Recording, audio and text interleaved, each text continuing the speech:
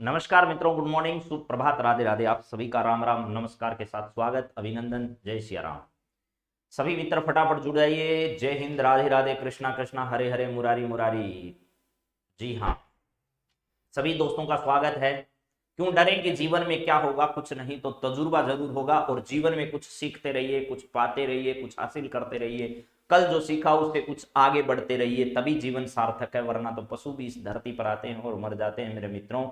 तो आपको अपने जीवन को सुधारने के लिए आगे बढ़ना है, जीवन को उत्तम बनाने के लिए आगे बढ़ना है। नौकरी तो खैर मिल ही जाएगी, उसमें कोई दो राय नहीं है। लेकिन अगर जीवन के मूल्यों को नहीं समझा तो जीवन नौकरी मिलने के बाद भी नरक के समान बन जाएगा, उसमें कोई दो राय नहीं। और आजकल की दुनिया में आप लोग ये सब देखते होंगे। तो ज्यादा ज्ञान की बातें नहीं करते हुए सीधे आते हैं मुद्दे पर। और मुद्दे की बात यह है कि आज हम लोग बातचीत करने वाले हैं राजस्थान में कौन क्या नवीनतम नियुक्तियां राजस्थान में कहां कहां पर किस किस पोस्ट पर की गई है, वो सब बात करेंगे। तो चलिए आज हम लोग आरंभ करते हैं आज की कहानी। मेरे सामने जो दोस्त जुड़े हैं उनमें जाट बीकानेर साहब हैं, माया मीना है, पारस मीना है, रजनी चौधरी है, बसंती छिंपा है, दुष्यंत कुमार है, सुनीता यादव है, सोलंकी है, अर्जुन जयपुर है, राम प्रसाद जी हैं। पिछले 8 दिनों का करंट भी कराओ, जरूर कराएंगे, लेकिन वो सेकंड ग्रेड की दृष्टि से बिल्कुल भी इंपॉर्टेंट नहीं है, इसलिए हम चर्चा उस पर नहीं कर रहे हैं अभी। जैसे ही 20 तारीख होगी उसके बाद सेकंड ग्रेड का एग्जाम हो जाएगा आरंभ, तो उसके बाद जितना भी करंट अफेयर्स दिसंबर महीने का है चुन चुन कर उसको कर देंगे, चिंता मत करो। तो चलिए आज की कहानी शुरू करते हैं। सबसे पहला क्वेश्चन आपके सामने क्या है, जरा देखो भैया। राजस्थान में कौन क्या मुद्दे पर हम लोग बातचीत कर रहे हैं। और सबसे पहला सवाल ये आपकी स्क्रीन पर है, राजस्थान की नई मुख्य सचिव जो है वो कौन है भाई। उषा शर्मा जी है राजस्थान की।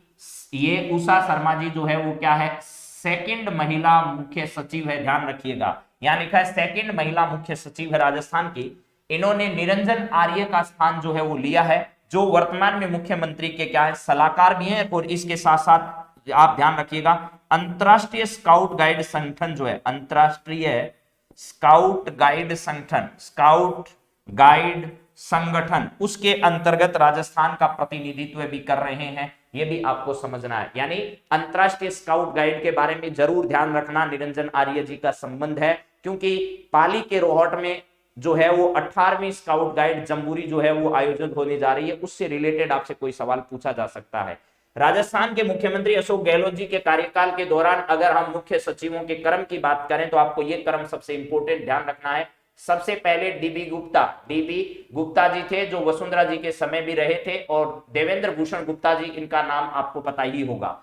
यहां पर इसके बाद में आए राजीव स्वरूप जी। कौन आए भैया, राजीव स्वरूप जो है वो मुख्य सचिव बनकर आए। इसके बाद में मेरे दोस्तों ध्यान रखना, राजीव स्वरूप के बाद में आपसे पूछा जा सकता है निरंजन कुमार आर्य के संदर्भ में, निरंजन कुमार आर्य के संदर्भ में पूछा जा सकता है। और फिर आई उषा शर्मा जी, केंद्र सरकार में प्रतिनियुक्ति पर थी उषा शर्मा जी, और इनको राजस्थान बुलाया गया। आपको पता होगा मुख्य सचिव की नियुक्ति जो है वो मुख्यमंत्री के द्वारा की जाती है, और मुख्यमंत्री के साथ संबंधों पर ही इनका कार्यकाल जो है वो डिपेंड करता है। मुख्यमंत्री का एक तरीके से ड्राइवर आप लोग इसे कह सकते हैं, कि मुख्यमंत्री के तमाम कार्य और सब विभागों के बीच में कोऑर्डिनेशन का काम किसका है, मुख्य सचिव का है। राज्य का सबसे बड़ा प्रशासनिक अधिकारी जो है वो इसको माना जाता है।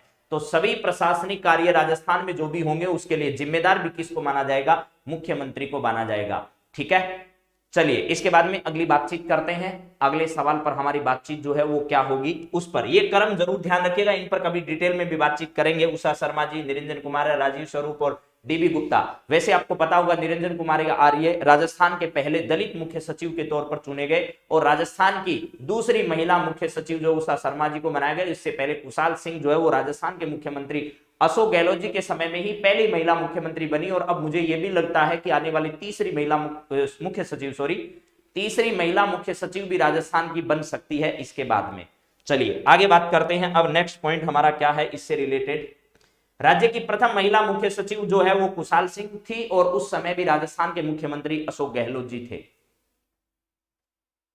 यह जीवन में यहां पर है राज्यपाल के सलाहकार, अभी पिछले दिनों मेवाड़ के प्रिंस जो हैं लक्ष्य राज सिंह जी मेवाड़, उनको मेवाड़ राजघराने से उनका संबंध है, और उनको राजस्थान के राज्यपाल कलराज मिश्र का सलाहकार बनाया गया। और ये राजस्थान के पर्यटन के क्षेत्र में सलाह देने का प्रदान करेंगे। किसके क्षेत्र में, पर्यटन के क्षेत्र में, पर्यटन क्षेत्र में क्या क्या हो सकता है उस पर्यटन क्षेत्र के संदर्भ में राय देने का, मशवरे देने का काम कौन करेंगे? लक्ष्य राज सिंह जी मेवाड़ करेंगे। राज्य के समग्र विकास से संबंधित परामर्श लेने हेतु 23 जुलाई 2020 को राजस्थान सलाहकार मंडल का गठन किया गया था और इसी सलाहकार मंडल में इनको शामिल किया गया। समग्र विकास से संबंधित जो है वो 23 जुलाई 2020 को एक राज्यपाल सलाहकार मंडल का गठन किया गया। राज्यपाल सलाहकार मंडल, मुख्यमंत्री का सलाहकार मंडल अलग है, उसके लिए एक पूरी समिति, एक आयोग बना दिया गया, सलाहकार आयोग जो है उसकी स्थापना कर दी गई। ठीक है, चलिए यहां पर ध्यान करना है, राजस्थान स्वास्थ्य विज्ञान यूनिवर्सिटी के जो कुलपति हैं उनके बारे में भी सवाल पेपर में आ चुका है। सुधीर भंडारी साहब जो हैं राजस्थान राज्य स्वास्थ्य विज्ञान यूनिवर्सिटी के जो है वो कुलपति बनाए गए।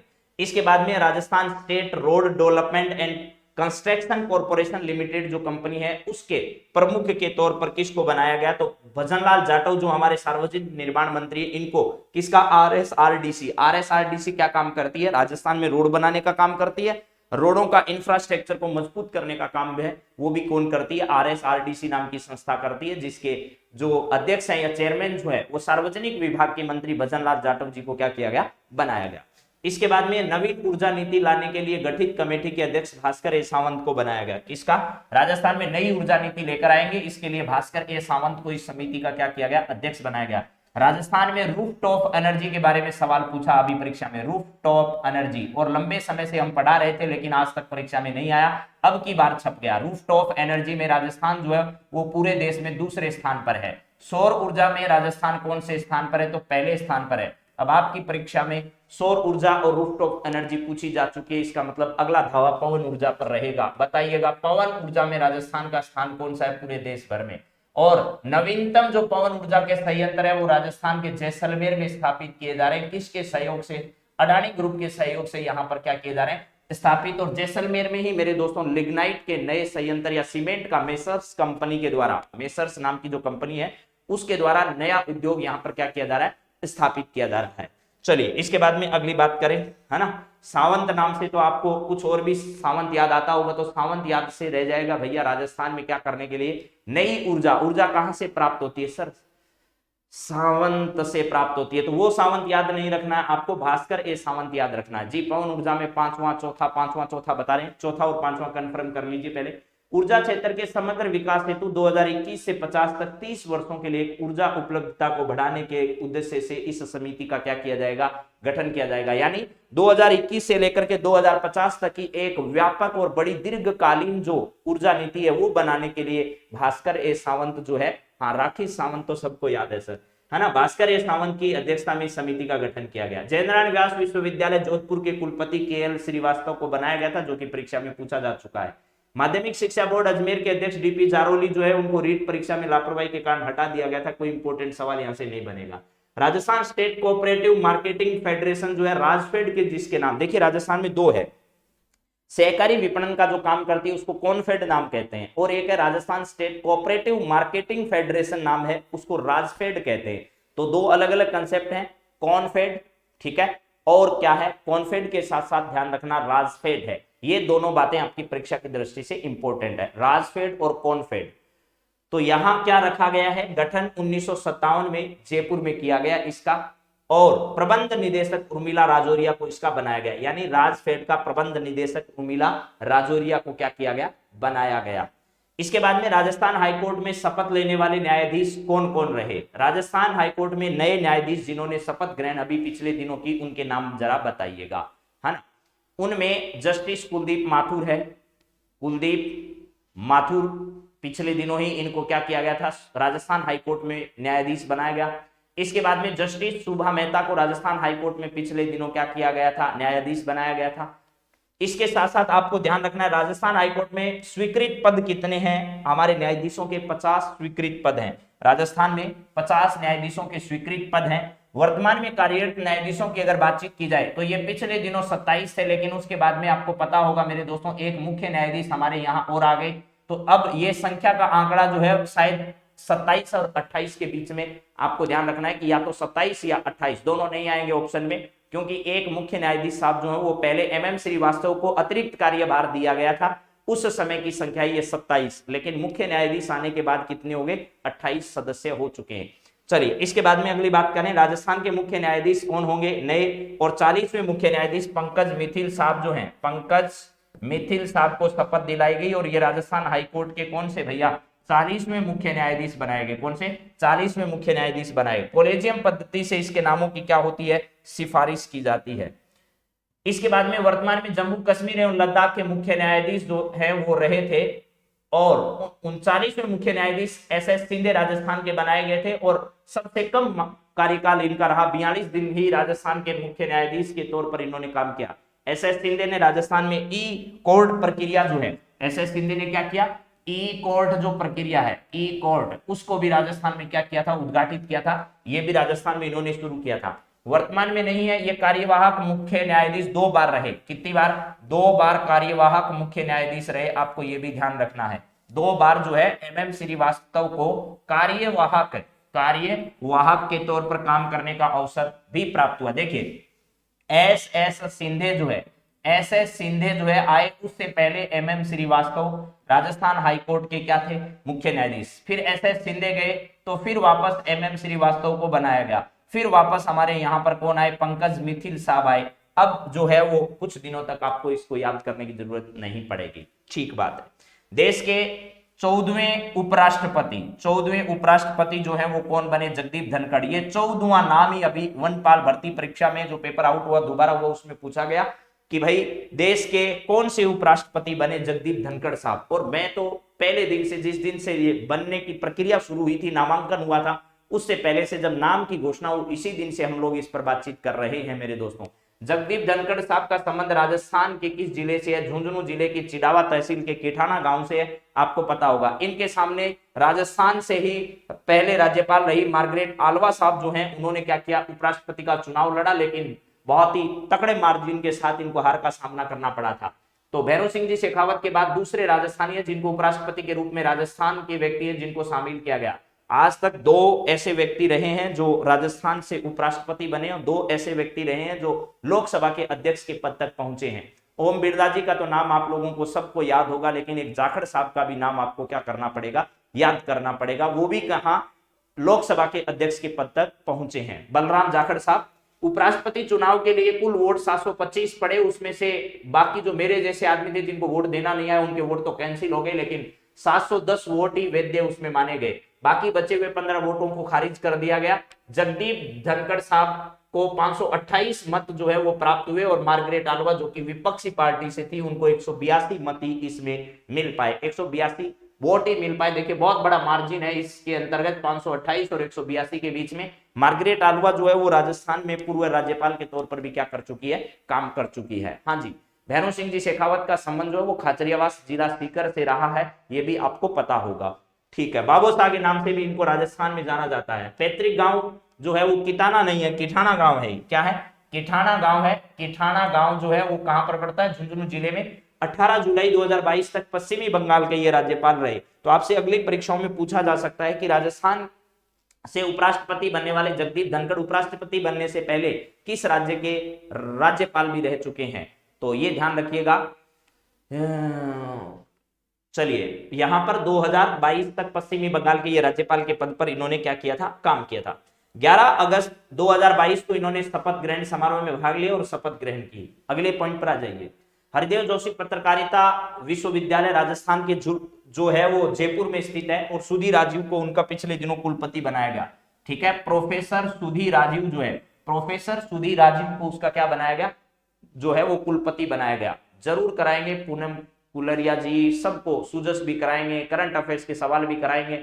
लेकिन अभी जिनका पेपर सर पर है, जिनको 5-7 दिन बाद ही पेपर देने जाना है, उनके लिए मैं कोई कमी नहीं छोड़ना चाहता हूं। 100% मैटर उनका करवाने के बाद हम उसी गति, उसी लय, उसी ताल के साथ जो है वो सब कुछ बातें आरंभ करेंगे। सुजस भी, करंट अफेयर्स भी, आपकी परीक्षा के लिए भी कोई भी बिंदु छोड़ा नहीं जाएगा, ये ध्यान रखना। जैसे ही आपकी परीक्षाएं और दूसरों की जो ईओ आरओ अन्य परीक्षाएं जो है वो जैसे ही नजदीक आएगी, 100% कोर्स आपको करवाएंगे। और राजस्थान हाईकोर्ट एलडीसी की तैयारी करने वाले, सीईटी की तैयारी करने वाले, और जो भी तैयारी आप लोग करें ईओआरओ, उनमें यही करंट अफेयर्स आपसे पूछा जाएगा। तो इसलिए आप लोग जो है ना, मन को उड़ान भरी निगाहों से न ले जाकर धैर्य के साथ ये बातें भी सुने, आपके भी काम आएगी ये सब। राजस्थान तकनीकी विश्वविद्यालय कोटा के कुलपति संतोष कुमार नहीं है वर्तमान में, ये ध्यान रखिएगा मेरे दोस्तों।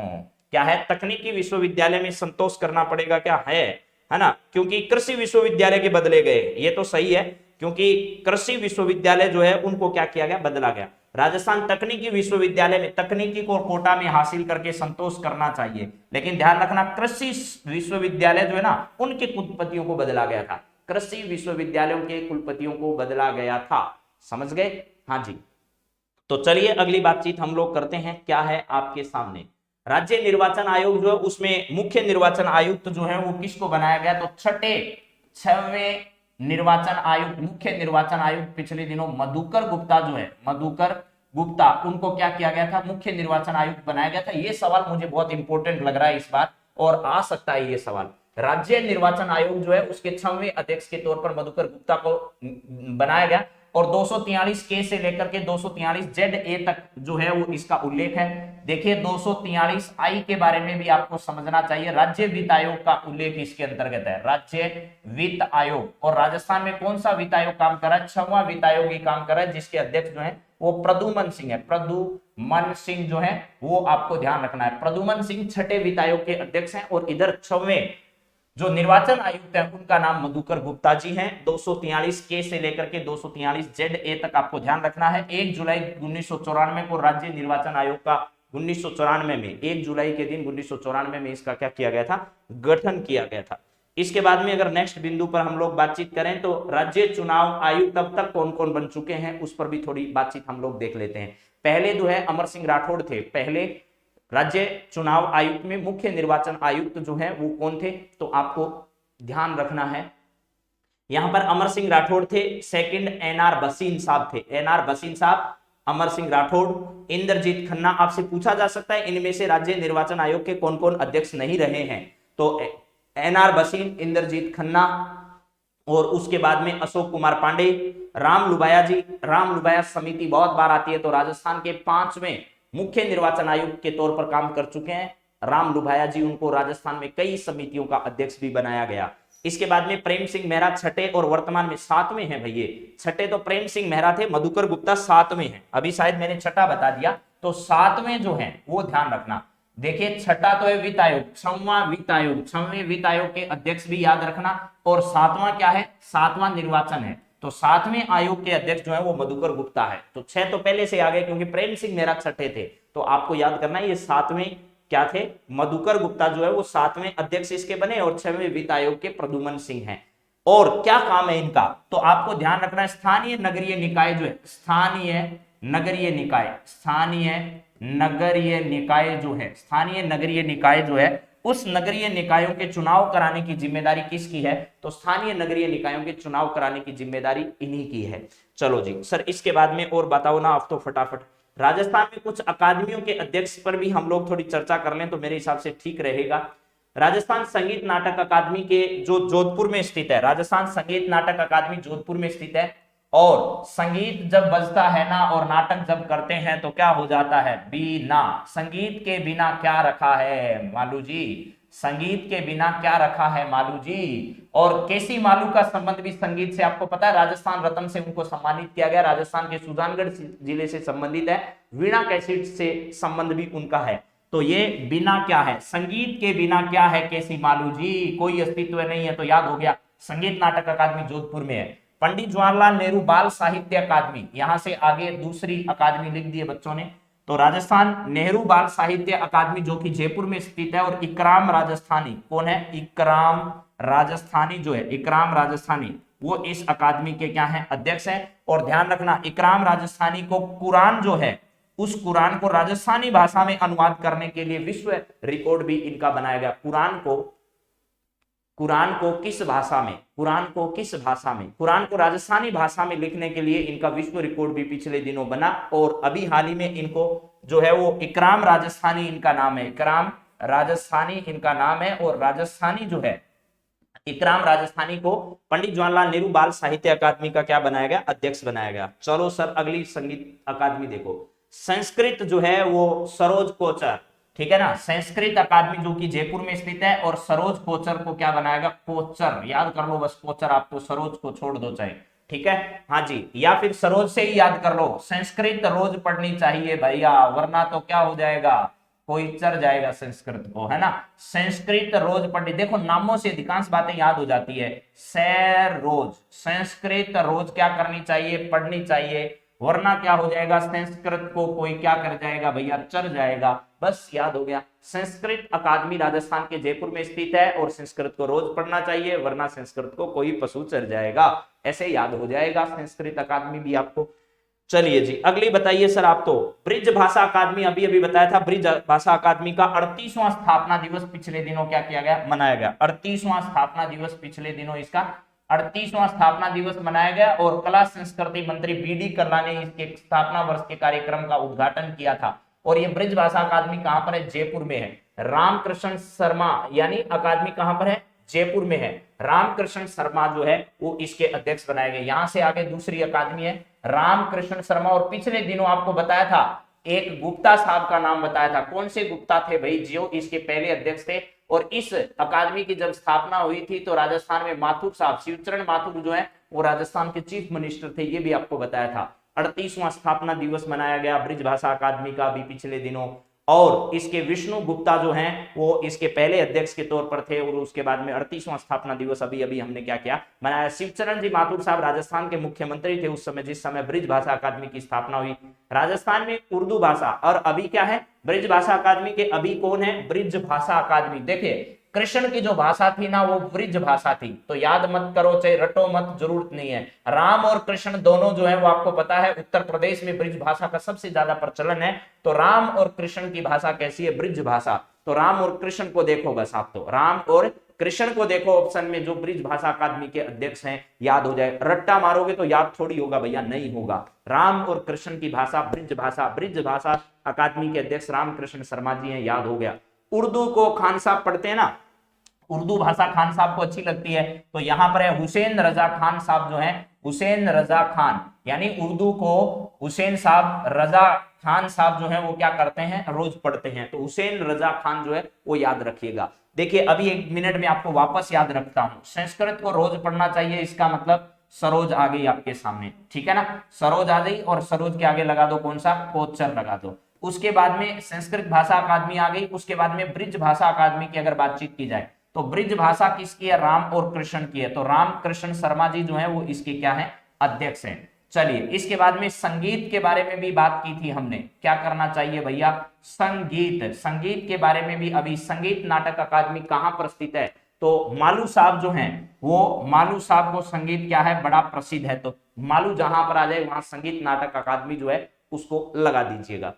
इसके बाद में राजस्थान साहित्य भाषा संस्कृति अकादमी बीकानेर में स्थित है। और शिवराज सिंह छगानी साहब जो है, शिव को क्या प्रसिद्ध है भाई, नाटक करना पसंद नहीं है उसको, भाषा संस्कृति से बड़ा लोह है, ठीक है ना। शिवराज छगानी जो है वो, शिवराज छगानी जो है वो संस्कृति, राजस्थानी भाषा, राजस्थान साहित्य भाषा संस्कृति अकादमी जो कि बीकानेर में स्थित है, उसके बारे में आप ध्यान रखिएगा। हाँ जी, साहित्य अकादमी छगानी साहब जो है वो आपको याद हो जाएगा। चलिए अगली बातचीत करते हैं। अगला सवाल आप स्क्रीन रे माथे काई है भाई। 28 जनवरी को राजपथ पर हुई परेड का नेतृत्व करने वाले सशस्त्र सीमा बल के डिप्टी कमांडेंट निरुपेश कुमार राजस्थान के झुंझुनू जिले से संबंध रखने वाले थे। निरुपेश साहब जो हैं वो राजस्थान के झुंझुनू जिले के निरुपेश कुमार ने, जो 26 जनवरी को राजपथ पर परेड हुई, उस परेड को क्या किया गया था, यहां पर उसमें भाग इन्होंने लिया था। निरुपेश कुमार, निरुपेश कुमार, निरुपेश कुमार जो है झुंझुनू जिले से संबंधित है और असिस्टेंट कमांडेंट के तौर पर ये काम कर रहे हैं। इन्होंने 26 जनवरी को जो परेड राजपथ पर हुई उसमें इन्होंने नेतृत्व किया था।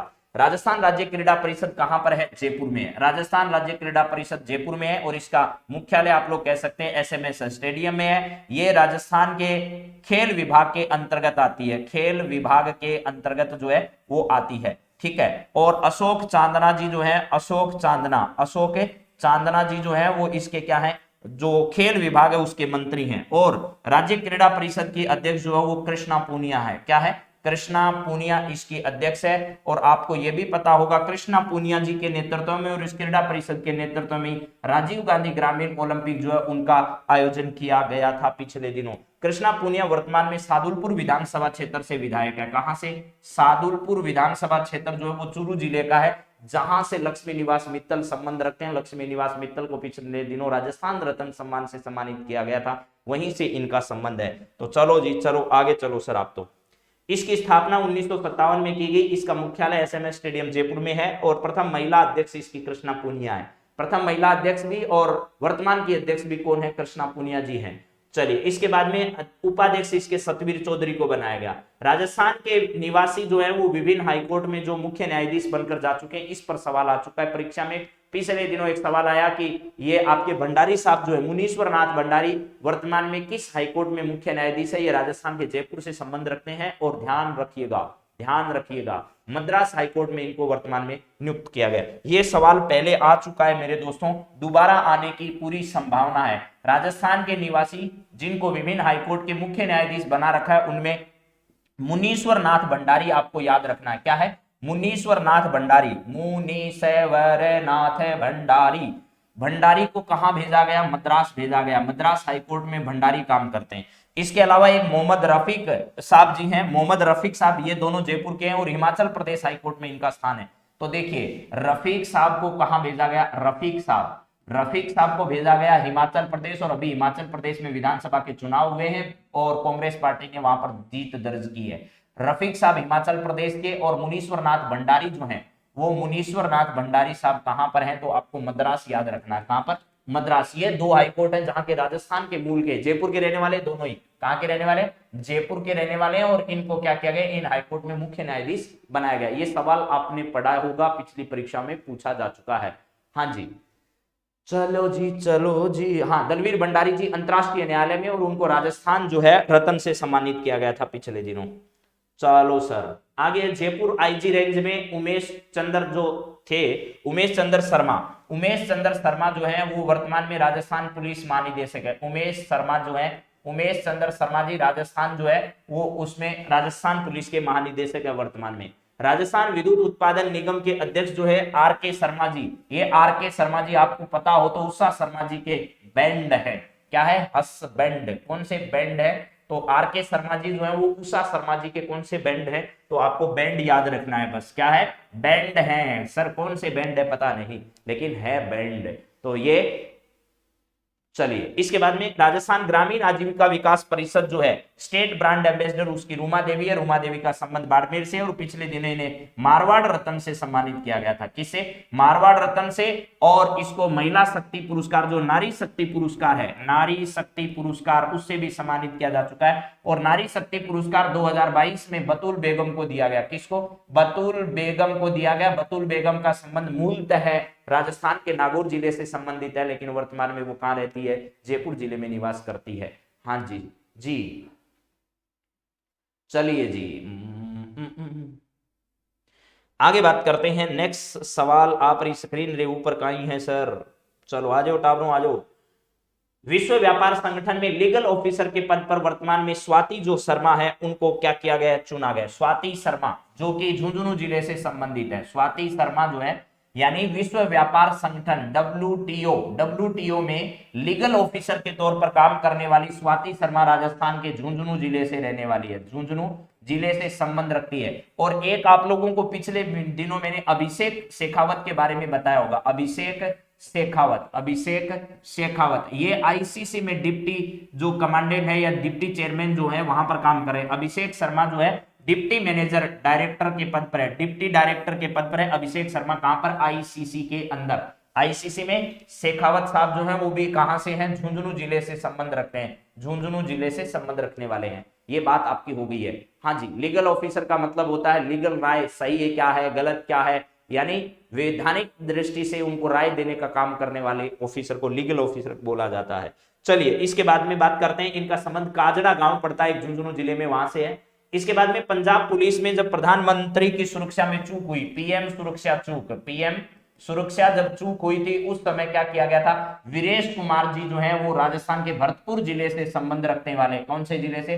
भरतपुर जिले से संबंध रखने वाले वीरेश कुमार जी को पंजाब का नया डीजीपी क्या किया गया था? बनाया गया था। तो प्रधानमंत्री की सुरक्षा चूक के बाद में पंजाब का नया डीजीपी वीरेश कुमार को बनाया गया था, और ये भरतपुर जिले से संबंधित है। चीना मीना कौन है? कोरडा दोसा की संबंध रखने वाली चीना मीना कौन है भैया?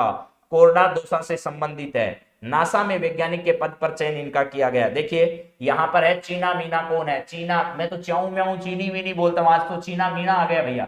चीना मीना कौन है? तो ये कोरडा गांव कहां से संबंधित है? दोसा से संबंधित है। और इनको कहां पर? नासा के अंदर, नासा जो है अमेरिकी अंतरिक्ष एजेंसी नासा में वैज्ञानिक के पद पर चयन किया गया। इसमें क्या किया गया? वैज्ञानिक जो है उस वैज्ञानिक पद पर इनका चयन किया गया। वैज्ञानिक पद पर इनका चयन किया गया है। नासा के अंदर वैज्ञानिक पद पर चयन किया गया है। किसका किया गया है?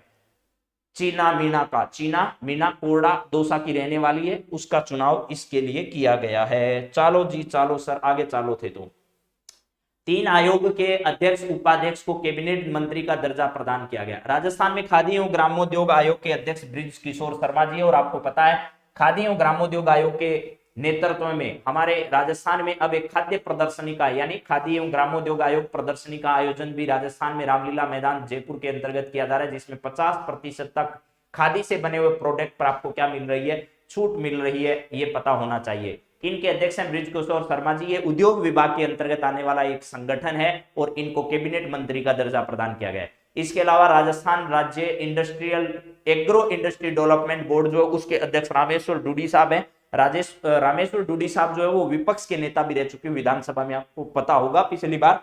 और रामेश्वर डूडी को भी इसका अध्यक्ष राजस्थान एग्रो डेवलपमेंट बोर्ड का बनाया गया और इनको भी कैबिनेट मंत्री का दर्जा दिया गया। इसके अलावा 20 सूत्री कार्यक्रम के उपाध्यक्ष जो है डॉक्टर चंद्रभान सिंह हैं और इनको भी क्या किया गया है? कैबिनेट दर्जा प्रदान किया गया। कैबिनेट मंत्री का दर्जा प्रदान किया गया है। चलिए इसके बाद में अगली बातचीत हम करें अगर, तो ट्विटर के जो सीईओ थे पराग अग्रवाल, उनको उसके पद से हटा दिया गया। ट्विटर के सीईओ पराग अग्रवाल जो कि अजमेर से संबंधित रखते थे, ट्विटर से उनको क्या कर दिया गया? पद से हटा दिया गया है। ठीक है। इसके बाद में अगर बात करें तो शिल्प एवं माटी कला बोर्ड के अध्यक्ष जो है वो डूंगर राम गेदर को पिछले दिनों बनाया गया था। ये डूंगर नहीं है, डूंगर है। क्या है? डूंगर राम गेदर है। डूंगर राम डूगसरा कर दिया इसने, डूंगर राम गेदर है, डूंगर राम गेदर है। यहां पर पूरा इन्होंने गलत लिख दिया, मैं इसको काट कर सही कर देता हूं। डूंगर राम गेदर है, डूंगर राम गेदर। डूंगर राम गेदर साहब जो है इनको शिल्प कला एवं माटी बोर्ड जो है उसका क्या किया गया? अध्यक्ष बनाया गया। ठीक है, हाँ जी। इसके बाद में अगली बातचीत करें अगर, तो दिल्ली पुलिस का आयुक्त जो है वो संजय अरोड़ा को बनाया गया, जो कि राजस्थान के जयपुर से संबंधित है। दिल्ली पुलिस का आयुक्त बनाया गया संजय अरोड़ा जी को, जो कि कहां से संबंधित है मेरे दोस्तों? वो संबंधित है आपके जयपुर रे साथ। कहीं से जयपुर रे संबंध छे कहीं? हाँ जी, जयपुर रे संबंध छे। हाँ का कर रो छे? कहीं नहीं करो छे सर। चलिए जी अगली बात करते हैं। अगला सवाल क्या है? यहां पर है एमबीएम यूनिवर्सिटी के कुलपति जोधपुर के जो हैं वो अजय कुमार शर्मा, ये हटा दिए गए वहां से, उनको दूसरे पद पर बना दिया गया। ऐसे ही सर्वपल्ली राधाकृष्ण आयुर्वेद विश्वविद्यालय के आपके पता है प्रजापति जी जो है वो कुलपति बनाए गए। तो ये दोनों चेंज हो गए जिन पर हम लोग बातचीत नहीं कर रहे हैं। चलिए इसके बाद में अशोक गहलोत जी, उनके पास में कौन कौन से विभाग है राजस्थान में, उन पर बातचीत करते हैं एक बार, क्योंकि मंत्रियों से भी सवाल आपसे पूछे जा सकते हैं, उन पर बातचीत आपके सामने रखते हैं। अशोक गहलोत जी राजस्थान में वित्त एवं टैक्सेशन जो मंत्रालय, वित्त विभाग इनके पास है, गृह विभाग इनके पास है, न्याय विभाग में कार्मिक विभाग इनके पास है, सामान्य प्रशासन विभाग इनके पास है, कैबिनेट का सचिवालय जो है वो इनके पास है, और एनआरआई जो है उसमें आईटी और कम्युनिकेशन विभाग जो है, और सूचना एवं जनसंपर्क विभाग, ये तमाम विभाग राजस्थान के मुख्यमंत्री अशोक गहलोत जी के पास है। वित्त विभाग, टैक्सेशन विभाग, गृह विभाग, कार्मिक विभाग और इसके अलावा सामान्य प्रशासन विभाग, कैबिनेट का सचिवालय, आईटी एवं कम्युनिकेशन विभाग और सूचना एवं प्रौद्योगिकी विभाग, ये तमाम विभाग राजस्थान के किसके पास हैं? ये राजस्थान के मुख्यमंत्री अशोक गहलोत जी के पास है। इतने विभाग में देख लो, देखो याद करना बहुत आसान है। 3 विभाग तो एकदम कंफर्म है, वित्त है, इसके बाद में गृह है और कार्मिक है, सबसे ताकतवर विभाग इनके पास है। इसके बाद में कैबिनेट का जो सचिवालय वो भी इनके पास है। तो इससे अलावा बच गया क्या फिर?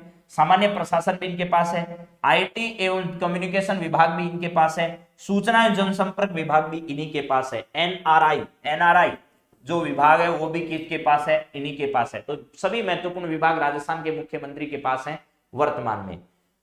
अगली बात करा अगली बात करा सर, बीडी कल्ला जी राजस्थान में एजुकेशन विभाग के मंत्री है, संस्कृत शिक्षा विभाग और कला एवं संस्कृति विभाग और इसके अलावा पुरातत्व विभाग जो है वो किसके पास है, बीडी कल्ला जी के पास है। बीडी कौन सी बीडी सर, देसाई बीडी या फिर कौन सी और बीडी है ना, एक ही नाम याद है मुझे तो, देसाई बीडी, और कौन सी बीडी आती है बताइए जरा बाजार में। बीडी कल्ला जी राजस्थान में शिक्षा विभाग के कैबिनेट मंत्री हैं और इसके अलावा संस्कृत शिक्षा विभाग के भी मंत्री हैं, कला एवं संस्कृति विभाग के भी मंत्री हैं, और जो पुरातत्व विभाग है उस पुरातत्व विभाग के भी मंत्री वर्तमान में भाई साहब हैं। चलिए इसके बाद में अगली बातचीत करते हैं। प्रसादी लाल जी मीणा स्वास्थ्य एवं परिवार कल्याण विभाग के मंत्री हैं, जो कि दौसा से आते हैं, ठीक है ना। और मुख्यमंत्री जी कहां से आते हैं, मुख्यमंत्री जी आते हैं सरदारपुरा विधानसभा क्षेत्र जोधपुर से आते हैं। इसके अलावा बीडी कल्ला जी जो है वो बीकानेर पश्चिमी सीट से विधायक वर्तमान में है। इसके अलावा प्रसादी लाल जी मीणा जो है वो लाल सोट, कौन सा सोट, लाल सोट जो है वो प्रसाद के रूप में दिया जाता है, ठीक है। हाँ जी, यहां पर यह बात आप लोगों को समझनी है। इसके बाद में अच्छा, उड़ान, देसाई, तारा, बीडी, ये सभी बीडियों के प्रकार हैं। भाई बीडियों के प्रकार भी पूछे जा सकते हैं, क्योंकि परीक्षा में अभी लड्डू का प्रकार पूछा गया था, पता है आपको। वन रक्षक वनपाल भर्ती में क्या पूछा गया, अभी हाल ही में जो है वो लड्डू के बारे में सवाल पूछा। तो आने वाली भर्ती परीक्षा में आपसे बीडियों के प्रकार पूछे जा सकते हैं, तो आप बता सकते हैं देसाई बीडी है, और भी क्या 5 नाम मेरे दोस्त ने बताए। शांति धारीवाल जो है स्वायत्त शासन एवं नगरीय विकास एवं हाउसिंग बोर्ड और कानून और इलेक्शन से संबंधित जो विभाग है उनके मंत्री ये वाले हैं। स्वायत्त शासन विभाग जिसमें सबसे इंपोर्टेंट है, राजस्थान आवासन मंडल के अध्यक्ष भी वर्तमान में यही है। और इसके अलावा कानून और इलेक्शन जो विभाग है, यानी पंचायती राज के चुनाव इत्यादि, ये सब जो है ये विभाग भी इन्हीं के पास है। यानी कि सीधी सीधी बात यह है कि इलेक्शन से संबंध सारे काम यही करते हैं, ठीक है। हाँ सर थे राजस्थानी बात करो, राजस्थानी में कहीं बात करा मिला।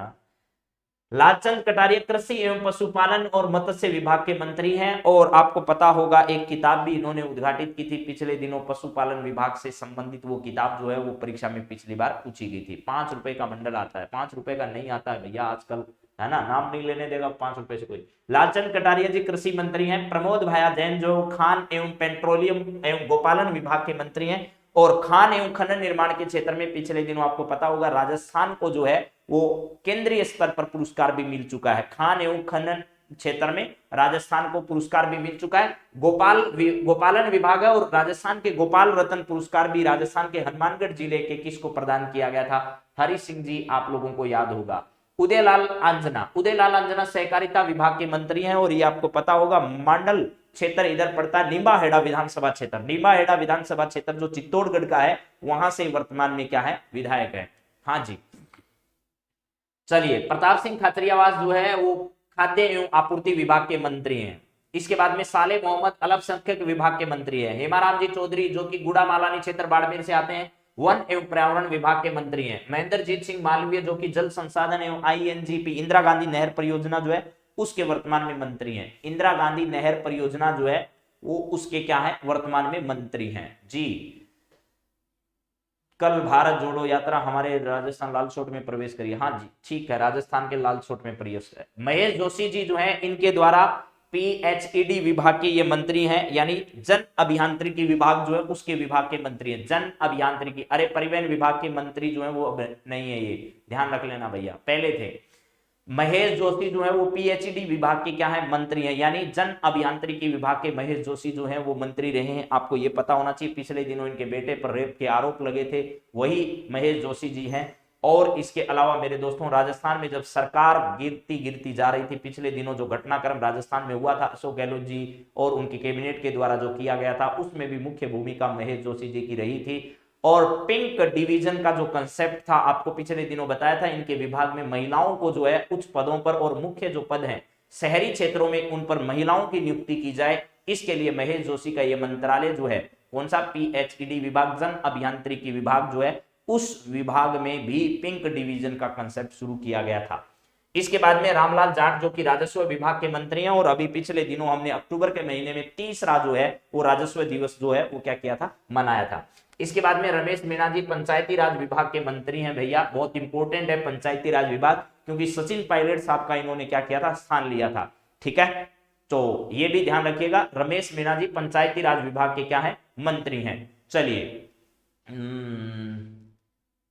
यहां पर है विश्वेंद्र सिंह है। विश्वेंद्र सिंह जो है ना वो डीग विधानसभा क्षेत्र भरतपुर, कहां से आते हैं, डीग भरतपुर विधानसभा क्षेत्र जो है डीग से आते हैं, और डीग में 3D and light and sound show जो है इसकी शुरुआत करने की भी घोषणा कहां से की गई थी? अभी पिछले दिनों राजस्थान के मुख्यमंत्री ने कही थी कि 8 करोड़ रुपए की राशि जो है उसको खर्च किया जाएगा। तो डीग विधानसभा क्षेत्र जो है वो भरतपुर का है। डीग से आते हैं विश्वेंद्र सिंह जी, पर्यटन विभाग के मंत्री हैं। आरटीडीसी के चेयरमैन जरूर ध्यान रखिएगा, वो धर्मेंद्र चौधरी जी हैं। धर्मेंद्र चौधरी आरटीडीसी के हैं। और अभी पिछले दिनों आरटीडीसी और पर्यटन विभाग के द्वारा जो है वो गांधीनगर रेलवे स्टेशन जो कोरोना के समय रेल को रोक दिया गया था उसको वापस शुरू किया गया।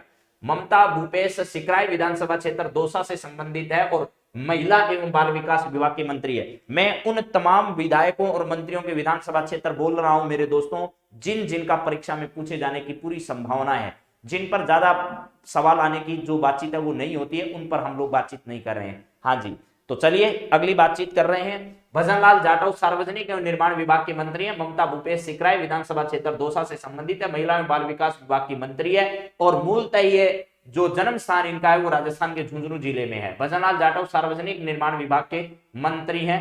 टीकाराम जूली अलवर विधानसभा क्षेत्र अलवर ग्रामीण से आते हैं और सामाजिक सुरक्षा और सामाजिक न्याय व अधिकारिता विभाग के मंत्री हैं। मुझे यह लगता है कि ये सवाल सबसे इंपॉर्टेंट है, जितने भी मैं मंत्री पढ़ा रहा हूं उनमें सामाजिक सुरक्षा या सामाजिक न्याय व अधिकारिता विभाग भी इसे कह सकते हैं आप लोग, सामाजिक न्याय व अधिकारिता विभाग कह सकते हैं। इस विभाग के द्वारा मिशन तहसील 392 मिशन तहसील 392 जो है उसको क्या किया गया, आरंभ किया गया। मिशन तहसील 392 को आरंभ किया गया था। इन्हीं के द्वारा पालनहार योजना है, विशेष योग्य जन अभियान है, विशेष योग्य जनों के लिए जो छात्रवृत्ति योजना है, इसके अलावा विशेष योग्य जनों के लिए पेंशन योजना है, वृद्धावस्था पेंशन योजना है, एकल नारी पेंशन योजना है, या इसके अलावा बच्चियों के लिए दी जाने वाली छात्रवृत्ति योजना है। ये तमाम योजनाएं जो प्रदान करती है मेरे दोस्तों, वो सब के सब इन्हीं के विभाग द्वारा संचालित है। एक अनुजा निगम का नाम आपने सुना होगा, अनुजा निगम। इस अनुसूचित जाति निगम के जो नया पोर्टल लॉन्च किया गया था, इसको भी टीकाराम जूली के द्वारा लॉन्च किया गया था। ये तमाम बातें इन्हीं से संबंधित है। बहुत महत्वपूर्ण विभाग है ये सामाजिक न्याय व अधिकारिता विभाग। गोविंद राम मेघवाल साहब आपदा प्रबंधन विभाग के मंत्री हैं। शकुंतला रावत बहुत इंपॉर्टेंट है, उद्योग विभाग और देवस्थान विभाग, उद्योग और देवस्थान विभाग इनके पास है। और इनका विधानसभा क्षेत्र भी आपको पता होगा, बानसूर विधानसभा क्षेत्र है। इनका कौन सा है? बानसूर विधानसभा क्षेत्र, जो कि अलवर जिले में ही पड़ता है। अलवर जिले में बानसूर विधानसभा क्षेत्र। 7 और 8 तारीख को जयपुर के अंदर इन्वेस्टमेंट राजस्थान समिट का आयोजन किया गया। ये परीक्षा में छपेगा पक्का, 100% कह रहा हूं कि 7 और 8 को इन्वेस्टमेंट समिट का आयोजन राजस्थान के कहां पर? जयपुर में इन्हीं के द्वारा क्या किया गया था? नेतृत्व में आयोजित किया गया। 17 सितंबर को राजस्थान में 2 नई नीतियां लेकर आई थी, हस्तशिल्प नीति और एमएसएमई नीति। एमएसएमई नीति और कौन सी? हस्तशिल्प नीति। हालांकि मैंने एक कंसेप्ट आपको बताया था कि राजस्थान की पहली हस्तशिल्प नीति है, ये कई जगह लिखा हुआ है, स्टूडेंट्स बुलेटिन में लिखा हुआ है, कई जगह लिखा है। लेकिन मेरी जानकारी में बाद में ये आया है कि राजस्थान में इससे पहले भी एक हस्तशिल्प नीति क्या की जा चुकी है? जारी की जा चुकी है। तो यहाँ पर राजस्थान जो है वो हस्तशिल्प नीति जारी करने वाला पूरे देश का तीसरा राज्य बना है। ये भी इन्हीं के विभाग के द्वारा किया गया था। तो चलिए इसके बाद में आगे बात करते हैं और क्या है हमारी परीक्षा की दृष्टि से। यहाँ पर राज्य मंत्री जो है वो बहुत ज्यादा इंपॉर्टेंट नहीं है। कैबिनेट मंत्री राजस्थान सरकार के जितने भी है उनका रट्टा लगा लीजिए, परीक्षा में वहीं से सवाल आएगा। ठीक है, हाँ जी। तो यहां पर है, ध्यान रखिएगा, राजस्व राज्य मंत्री स्वतंत्र प्रभार कौन कौन से? अर्जुन सिंह बामणिया जनजातीय क्षेत्र विकास मंत्री है, पीएचडी भूजल विभाग के मंत्री हैं। अशोक चांदना जी खेल मंत्री हैं और कौशल विकास रोजगार स्वतंत्र प्रभार इनके पास है। आपदा प्रबंधन में राज्य मंत्री के तौर पर काम कर रहे हैं। इसके अलावा भंवर सिंह जी भाटी ऊर्जा मंत्री है, स्वतंत्र प्रभार इनके पास है। जल संसाधन इंदिरा गांधी नहर परियोजना में भी है। राजेंद्र सिंह यादव के पास उच्च शिक्षा विभाग है और योजना विभाग है जो कि स्वतंत्र प्रभार है, और गृह न्याय विभाग में राज्य मंत्री के तौर पर काम करते हैं। इसके बाद में सुभाष गर्ग साहब जो है वो तकनीकी शिक्षा और आयुर्वेद के स्वतंत्र मंत्री हैं और अल्पसंख्यक मामलों में वो राज्य मंत्री के तौर पर काम कर रहे हैं। इसके बाद में सुखराम विश्नोई साहब श्रम मंत्री तो स्वतंत्र प्रभार हैं, लेकिन वो राजस्व विभाग में राज्य मंत्री के तौर पर क्या कर रहे हैं? काम कर रहे हैं।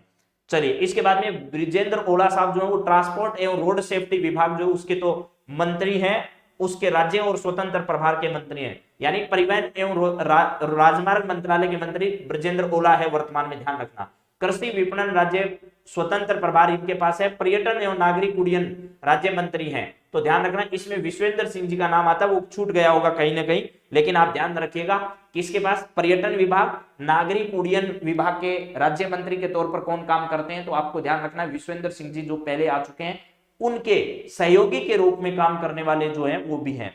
इसके बाद में मुरारी लाल मीणा एग्रीकल्चर मार्केटिंग और स्टेट में तो स्वतंत्र प्रभाव है, टूरिज्म आदि में राज्य मंत्री के तौर पर काम कर रहे हैं। राजेंद्र सिंह गुड्डा जो है वो सैनिक कल्याण विभाग के और होमगार्ड एवं सिविल डिफेंस के मंत्री हैं, राज्य मंत्री, स्वतंत्र प्रभार इनके पास है। पंचायती राज विभाग में ये क्या है, राज्य मंत्री के तौर पर काम करें। जाहिदा खान इंपोर्टेंट नाम है, जाहिदा खान जो है वो मेरे दोस्तों तकनीकी विभाग जो है उसमें राज्य मंत्री के तौर पर, विज्ञान एवं तकनीकी विभाग में राज्य मंत्री के तौर पर क्या कर रही है, काम कर रही है। अभी 10 मिनट में और आपको सारी बातें मैं रिवाइज करा दूंगा, आप फटाफट इनको सुनते रहिए। पर्यटन विभाग के मंत्री जो है वो विश्वेंद्र सिंह है, ठीक है। तो कैबिनेट मंत्री जितने भी हैं उनको रट्टा मार लीजिएगा, कैबिनेट मंत्रियों से ज्यादातर सवाल आएंगे। अगर आरपीएससी का पेपर आएगा तो, अधीनस्थ बोर्ड आएगा तो वो तो भाई साहब कहीं से भी पूछ सकता है। वो पिछले दिनों आपने देखा होगा वहां से विधायक कौन है, ऐसा भी सवाल आया था, है ना। तो विधायक पूछे तो 200 विधायकों के विधानसभा क्षेत्र याद करना आपके लिए कोई छोटी बात नहीं है। फिर वो ये सवाल कर पाएगा जो उस विधानसभा क्षेत्र से रिलेटेड है, तो पेपर सेटर हो सकता है उस विधानसभा क्षेत्र का रहने वाला होगा, तभी वो विधायक का नाम पूछा है। इसके बाद में राजस्थान के विभिन्न आयोग और बोर्डों के अध्यक्षों की बात करें। राजस्थान किसान आयोग में महादेव सिंह खंडेला, इसमें राजस्थान राज्य अल्पसंख्यक आयोग के रफीक खान, राजस्थान अनुसूचित जाति एवं जनजाति आयोग के खिलाड़ी लाल बेरवा, अनुसूचित जाति के खिलाड़ी लाल है, और अनुसूचित जनजाति के शंकरलाल यादव हैं, अनुसूचित जाति एवं विकास कॉर्पोरेशन है उसके शंकर यादव हैं, अनुसूचित जनजाति में लक्ष्मण मीणा है, लक्ष्मण साहब मीणा है, और खिलाड़ी लाल बेरवा है। हाँ रीट छोड़ो भाई, डोटासरा जी का तो है ना, छोड़ो जिक्र करना ही। अनुसूचित जाति जनजाति आयोग लक्ष्मण मीणा पहले कुछ काम करते हैं और फिर उसका प्रचार भी करे आदमी, तो इससे बड़ा दुर्भाग्य और क्या हो सकता है। चलिए जी चलिए आगे बात करते हैं। राजस्थान राज्य पिछड़ा वर्ग आयोग के अध्यक्ष जो है वो जस्टिस भंवरू खान है, पिछड़ा वर्ग आयोग में भंवरू खान साहब हैं। राजस्थान पिछड़ा वर्ग वित्त एवं विकास कॉर्पोरेशन पवन गोदारा है। राजस्थान गौ सेवा आयोग मेवाराम जैन है। देखिए अनुसूचित जाति अनुसूचित जनजाति पिछड़ा वर्ग किसान आयोग, ये इतने आयोग है, याद करना। जहां याद करने वाला होगा मैं रुकूंगा, आपको कहूंगा ये रट्टा मारना है, वो याद करना है। डांस नहीं है, ये डांग है ना, ये सब बच्चों को डांस याद आ गया। तो डांग क्षेत्रीय विकास मंडल लाखन सिंह मीणा है, ये भी अच्छा सवाल है। डांग क्षेत्रीय विकास कार्यक्रम राजस्थान में संचालित है, तो डांग क्षेत्रीय विकास मंडल के लाखन सिंह मीणा। राजस्थान देवनारायण बोर्ड जोगिंदर सिंह अवाना। राजस्थान राज्य क्रीड़ा परिषद बहुत इंपॉर्टेंट है, आपको बता दिया, कृष्णा पुनिया। 20 सूत्री कार्यक्रम डॉक्टर चंद्रभान, कैबिनेट मंत्री का दर्जा इनको है। राजस्थान राज्य एग्रो इंडस्ट्री डेवलपमेंट बोर्ड के अध्यक्ष रामेश्वर डूडी, इनको भी कैबिनेट मंत्री का दर्जा प्राप्त है। राजस्थान खादी एवं ग्रामोद्योग आयोग के बोर्ड ब्रिज किशोर शर्मा, इनको भी कैबिनेट मंत्री का दर्जा प्राप्त है, ठीक है। चलिए इसके बाद में मेवात क्षेत्रीय विकास में जुबेर खान साहब हैं। राजस्थान पर्यटन विकास निगम धर्मेंद्र सिंह राठौड़ हैं। और राजस्थान राज्य महिला आयोग रेहाना रियाज चिश्ती, बहुत इंपॉर्टेंट है, राजस्थान के चूरू जिले से संबंधित है। राजस्थान के चूरू जिले से संबंधित 2 आयोगों के अध्यक्ष है, कृष्णा पुनिया, रेहाना रियाज चिश्ती, जो कि पूछी जा चुकी है। अब कृष्णा पुनिया का सवाल आएगा, किस दिन आएगा परीक्षा में, देखते हैं। मगरा क्षेत्रीय विकास मंडल में लक्ष्मण सिंह रावत साहब हैं। राज्य जीव जंतु कल्याण बोर्ड के अध्यक्ष केसी विश्नोई है। राजस्थान धरोहर संरक्षण एवं प्रोन्नति प्राधिकरण सुरेंद्र सिंह जड़ावत हैं। राजस्थान लघु उद्योग विकास निगम जो है राजीव अरोड़ा, ये इंपोर्टेंट है। राजस्थान लघु उद्योग विकास निगम, जिसको हम लोग राजसिको के नाम से जानते हैं। हाँ जी, रीट खा गया रीट। चलिए यहां पर है राजस्थान राज्य लघु उद्योग विकास निगम, राजीव अरोड़ा जी हैं। राजस्थान बंजर भूमि एवं चारागाह विकास बोर्ड संदीप चौधरी हैं।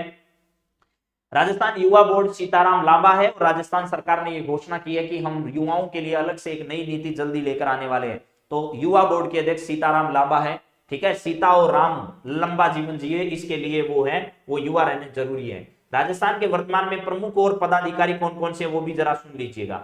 राजस्थान के राज्यपाल कलराज मिश्र साहब हैं। राजस्थान जो उच्च न्यायालय उसके कार्यवाहक मुख्य न्यायाधीश MM श्रीवास्तव रहे। और पंकज मिथिल साहब 40वें मुख्य न्यायाधीश राजस्थान हाईकोर्ट के हैं। मुख्य सचिव राजस्थान में उषा शर्मा जी है। लोकायुक्त प्रताप कृष्ण जी लोरा हैं। और राजस्थान लोक सेवा आयोग के अध्यक्ष श्री संजय कुमार क्षोत्रिय जी हैं। राजस्थान कर्मचारी चयन बोर्ड आयोग के अध्यक्ष हरि प्रसाद जी शर्मा हैं। राजस्थान मुख्य सूचना आयुक्त DB गुप्ता जी हैं। राजस्थान विधानसभा के अध्यक्ष डॉक्टर CP जोशी जी हैं। सब बातें आपसे हो रही है, नाथ द्वारा राज संबंध से ये वर्तमान में आते हैं। राज्य निर्वाचन आयोग के मधुकर गुप्ता साहब जो है वो 7वें अध्यक्ष है, यानी मुख्य निर्वाचन आयुक्त कौन है, मुख्य निर्वाचन आयुक्त मधुकर गुप्ता है, जो कि कौन से हैं, 7वें मुख्य निर्वाचन आयुक्त है। मुख्य निर्वाचन अधिकारी प्रवीण गुप्ता जी हैं वर्तमान में। राजस्थान के क्रिकेट एसोसिएशन जो अध्यक्ष है उसके वैभव गहलोत हैं। नए चुनाव जो है वो होने वाले। और सुनील अरोड़ा जी को क्या किया गया है, इसमें निर्वाचन अधिकारी बनाया गया है। राजस्थान फेडरेशन के अध्यक्ष जो है वो धीरज कुमार जी श्रीवास्तव हैं। इसके बाद में राजस्थान बाल अधिकार संरक्षण आयोग जो है उनकी अध्यक्ष संगीता बेनीवाल जी है, जो पिछले दिनों आपको पता होगा डूंगरपुर में इनके द्वारा एक कार्यक्रम का भी क्या किया गया था, आयोजन किया गया था। क्लास कब तक चलेगी? क्लास फिक्स 7 बजे तक चलेगी कोमल जी। यहां पर है राजस्थान बाल अधिकार संरक्षण आयोग जो है वो संगीता। राज्य मानवाधिकार आयोग के अध्यक्ष जस्टिस गोपाल कृष्ण व्यास। देखिए लोकायुक्त और मानवाधिकार आयोग दोनों बहुत इंपॉर्टेंट है, ये सेकंड ग्रेड में तो आएगा ही आएगा, कोई रोक नहीं सकता। राजस्थान राज्य मानवाधिकार आयोग के वर्तमान अध्यक्ष जस्टिस गोपाल कृष्ण व्यास है और ये राजस्थान के जोधपुर जिले से संबंध रखने वाले हैं। इसके अलावा राजस्थान का 6वां वित्त आयोग जो है वो प्रदुमन सिंह के नेतृत्व में राजस्थान में संचालित है। आरपीएससी के अध्यक्ष संजय कुमार चौधरी है, वो भी सेकंड ग्रेड में पूछा जाएगा। दोनों बात आपको मैंने बता दी है। राज्य महिला आयोग की अध्यक्ष राजस्थान में रेयाना रियाज चिश्ती है, जो कि राजस्थान के चूरू जिले से संबंध रखती है। और आज की तमाम जानकारियां आपके सामने हमने समय से पूर्व ही निपटा डाली है मेरे मित्रों। तो आप सभी का आज की क्लास को ज्वाइन करने के लिए बेहद बेहद बेहद बेहद बेहद बेहद घना घना राम राम। और कल का टॉपिक जो है वो महत्वपूर्ण और ऐसा विषय लेकर आपके सामने हाजिर होंगे जो परीक्षा की दृष्टि से इंपॉर्टेंट होगा। तो सेकंड ग्रेड को चुन चुन कर करंट अफेयर्स का कोई सवाल आपका छूट नहीं जाए, इस पर मेरी निगाहें हैं और आप लोग भी हमारा साथ दीजिएगा। आज 8:30 बजे से आप लोगों को एक क्लास और मिलेगी जिसमें वन रक्षक भर्ती परीक्षा 11 दिसंबर को जो परीक्षा हुई उसमें पूछे गए करंट अफेयर से संबंधित जो सवाल थे उन सवालों पर हम लोग बातचीत करेंगे। तो आप सभी का बहुत बहुत धन्यवाद आज की क्लास से ज्वाइन करने के लिए। कल वापस मिलते हैं, वरना 8:30 बजे वापस मिलते हैं। 8:30 बजे वन रक्षक भर्ती परीक्षा जो दोबारा पेपर हुआ, री पेपर जो हुआ, उसमें पूछे गए करंट अफेयर्स के सवालों पर आपसे बात करेंगे। आधे घंटे तक बहुत ही महत्वपूर्ण सवाल उसमें पूछे गए, उन सभी पर बातचीत करने के लिए हाजिर होंगे। सूजस वाली क्लास भी 1-2 दिन में आरंभ कर देंगे। नीरज शर्मा जी, सहवाग, सुमन मौर्य, नवी गुरु चौधरी, राजा, ओम प्रकाश, प्रेम नोखवाल, राम प्रसाद, सभी को राम राम। जय हिंद, जय भारत।